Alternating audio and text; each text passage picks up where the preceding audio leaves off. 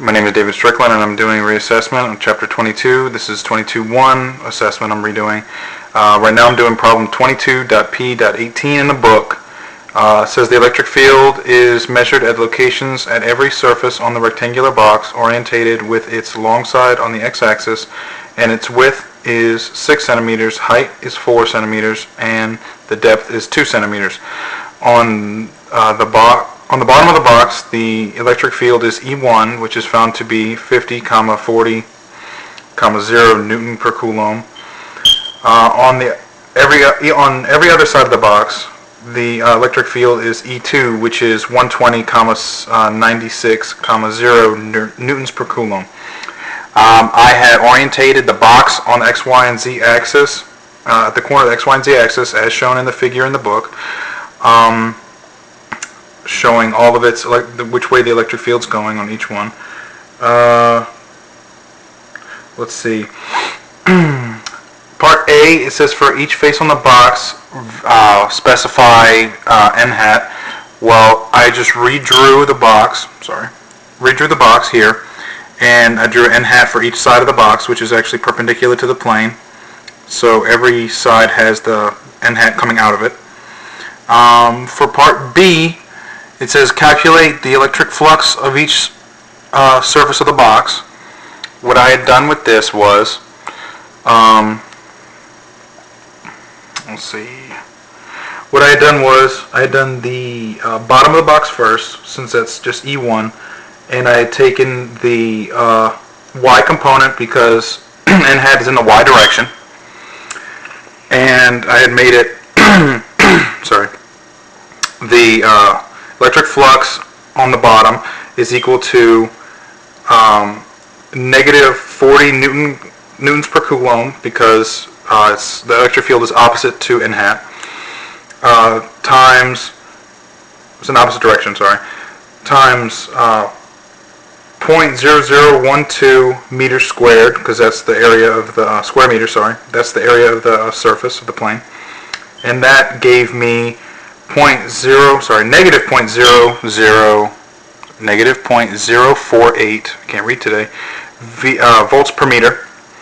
And then for the right side of the box, I'm getting, after I plug in the electric field, the right electric field vector, which would be in the x direction now, it is 120 newtons per Coulomb times the area of that section of that plane of 8 times 10 to the negative 4th meters squared gives me 0.096 volts per meter. Right there. Sorry, camera's getting a little crazy. The left side is almost exactly the same as the right side, except E is in the opposite direction of n hat. So after you plug in all the numbers, you actually get negative 0.096 volts per meter. As for, in the top, sorry. For the top, you're using the Y vector, so it's going to be 96 newtons per Coulomb times 0.0012 meters squared, because that's the surface area of the plane. It gives you 0.1152 volts per meter. Alright? Now, for the front and back of the box, the problem with that is it's in parallel with the electric field, so it turns out to be 0. E dot n hat will be 0, because the front and back are actually parallel to the electric field. But part C says, what is the net charge inside the box? We can use this equation right here that I got out of the book,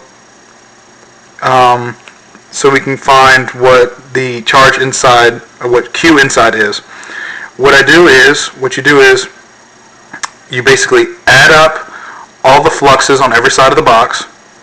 So it would be 0 plus 0 for the front and back, plus 0.1152 volts per meter, plus 0.0 0.96 volts per meter minus 0.096 volts per meter minus 0.048 volts per meter equals charge inside the box divided by epsilon naught. Bring epsilon naught over by multiplying it times the total flux, and you get the Q inside is actually 5.9472 times 10 to the negative 13th coulombs.